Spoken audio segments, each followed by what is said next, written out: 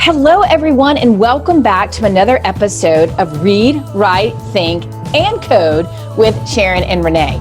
And today I'm super excited because we're totally going to nerd out on the concept around vocabulary, patterns, and data. What? Mind blown. But here's the thing.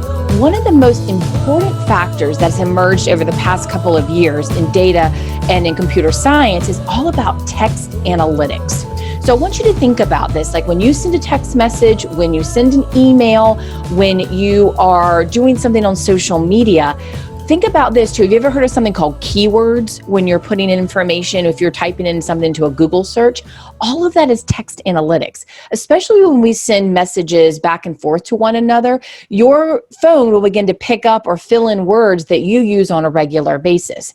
And on the social media side, have you ever done a hashtag COVID, right? Well, that is text analytics because people are using that and it's trending. So understanding how vocabulary works, both in computer science and in the literary world, let me get that word out, is very important because students can begin to see the connection between the two. So today, Renee, I'm going to show you one of my favorite activities, and then Renee's gonna pop in with all of her goodness around how we can capture these vocabulary words, all right? So I'm gonna share my screen, and we are going to talk about the concept of a Wordle. Now, a Wordle is not something new. We have done this in education at some point in our lives, and it's fantastic, all right? But you can use Wordles in so many different ways. So let me show you what an image of a Wordle is. So you can see here, that's what it looks like. Have you seen one of those before, Renee? Yes, I have, but I never knew it was called a Wordle. I love this learning. Yes. So the thing is that they never really get old because, again, we've talked about this before, about making sure you have a framework around. So a Wordle essentially is the framework, and then what you put in there changes. So what words you put into the Wordle can create a new one every time you use it. This particular activity is one in which we collected data over the course of time. So back in the spring, we all know that we went into quarantine and we were teaching virtually, which many of us still are now. What we had the students do was in a Google Doc, they just wrote down their feeling for each day. Now, this is where vocabulary comes into play, because what we found is the vocabulary they were using was a little simple. There wasn't a lot of robust, and their feelings began to get a little kind of, bored was one of the words that popped up a lot. Now we know they're not always bored, but we'll just go there on another day. So once we took all of that information, they recorded for a certain amount of time. That is data collection. That is the same exact process that happens when we are texting each other, when we're on social media, when we're Googling the same words. Have you guys ever Googled something and you'll start typing and that word fills in? Because the computer has learned that those are vocabulary words that you were searching for. And in particular, Google has figured out that certain keywords will pop up certain links and searches when you're finished. All right, so let me go back to how we can begin to have this conversation about increasing our vocabulary. But let me show you the exact example of what they did, and then Renee will pop in with how this works in reading. But we had them record their words. This is just this particular activity. And then you can choose from any of these links down here. So let's use, so we can click here on this monkey learn, and let's type in some words that we may be feeling. Sad, happy, tired, bored. Maybe I'm bored again 2 days in a row. I'm sad, I'm happy. I'm feeling silly. Exhausted. Exhausted is a great one. How about vibrant? Ooh. Melancholy. Excited. Yeah. So when we're thinking about creating, we will add in words that we want to create, and then we'll create this Wordle. And then what happens is we can start thinking through the patterns that we see, start asking questions about why are we seeing the same words over and over again, like the word bored keeps appearing, and tired. Oh, we also see Xbox. Apparently someone was playing Xbox a lot. So what we see from this can begin to create new knowledge and imagery around how we were feeling during the pandemic. So a Wordle is a great way to start seeing the vocabulary that we're using and how we can increase and use different words. Like, what would be a great word for us to use instead of tired?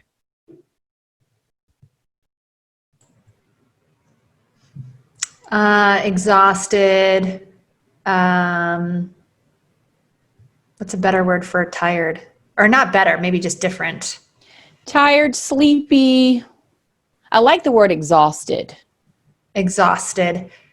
Well, you know what's interesting work you could do then is it's almost like words have, there's like a scale, you know, to words like tired, okay, I'm hanging in, but exhausted is a very different image and experience in my mind. And that's really interesting work too to do. So think about this in terms of your work with reading and read alouds. And we know that when we read, we increase our vocabulary, period. That's been proven over and over again. So how do you think we could use this Wordle concept in terms of working with read alouds or in any kind of reading activity?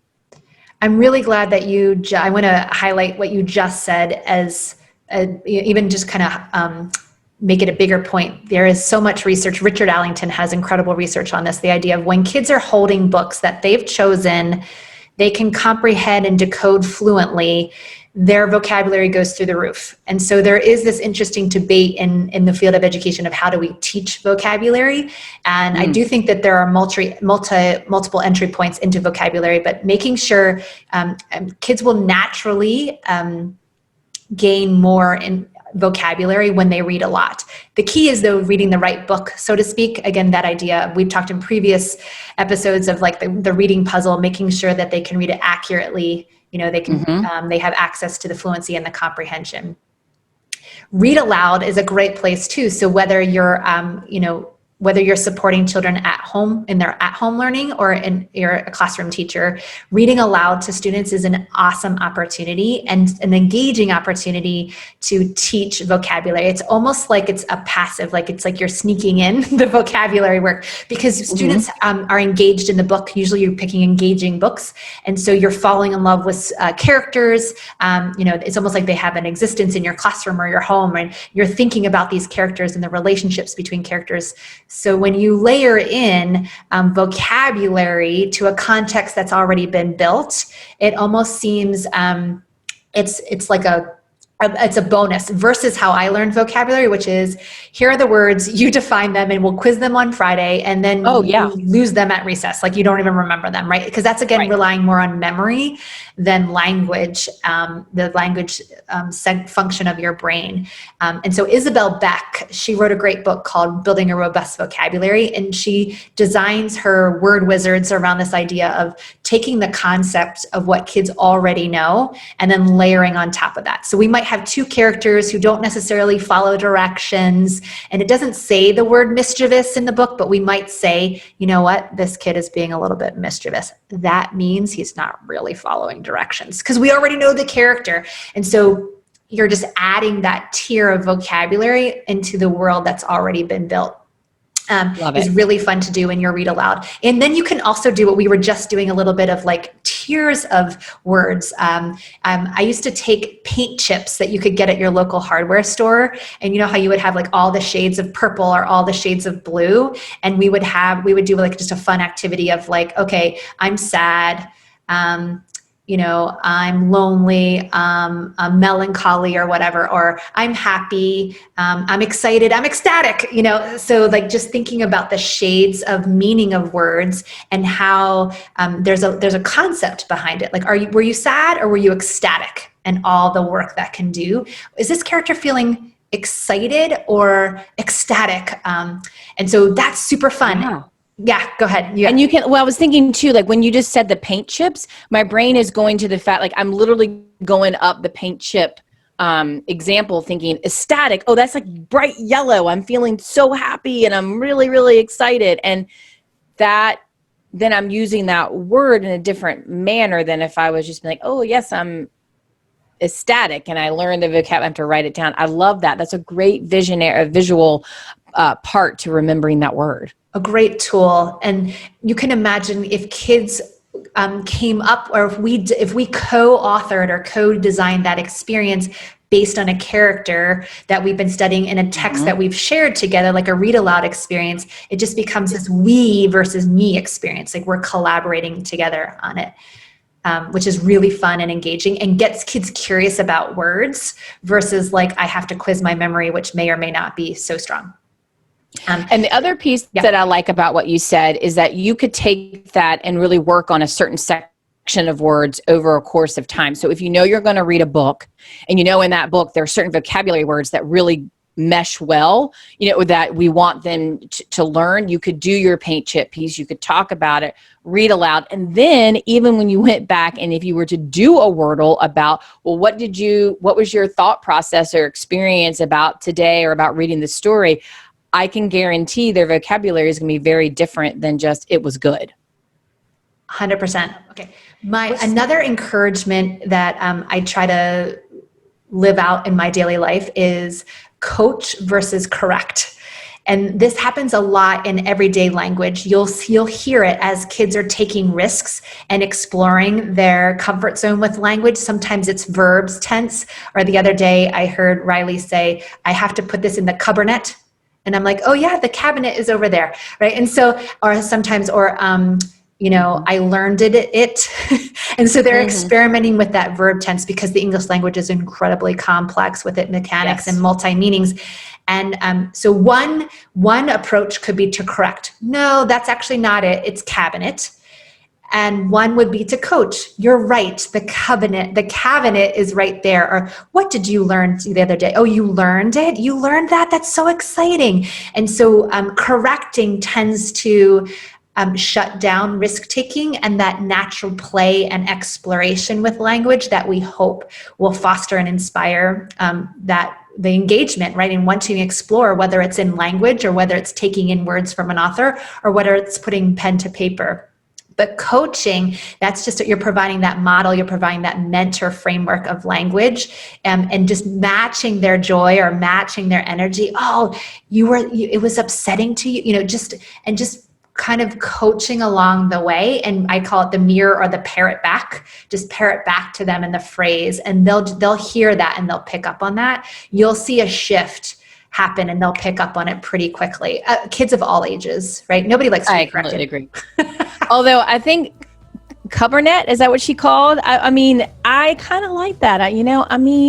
Pretty cute. I like that a lot. So our action items for us to think about today are that when we are thinking about vocabulary, we can use it in ways, as Renee says, to coach and not correct. And even slip it in there when we're not, like, I loved the example about two kids may not be following directions. One might be a little bit mischievous. Let me get those words out right. And we're thinking about then when we ask students to start doing something like a Wordle, or they're writing down their feelings or their thoughts, or they're thinking about vocabulary words that explains a particular situation or environment, their vocabulary will be a little bit different.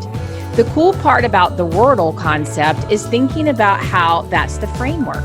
What patterns do you see? The other piece to think about is even if they were to read several books, what are some vocabulary words that you are hearing over and over and over again? Because those words are being used to really describe and share feelings and emotions that are in that book. All goes back again to the data piece and collecting that text analytics about what's happening. We are so excited you joined us today. Today we just discussed about the connection between vocabulary, data, and patterns, and how you can do that with read alouds, using a Wordle, just having conversation and hearing the same patterns of words that you use even with your neighbor. Could be really cool. I tend to say the same things over and over again myself. I like to say, oh, holy moly. I say that a lot. My children say that too. So thanks so much for joining us on this episode of Read, Write, Think, and Code with Sharon and Renee, and we can't wait to see you again on the next episode.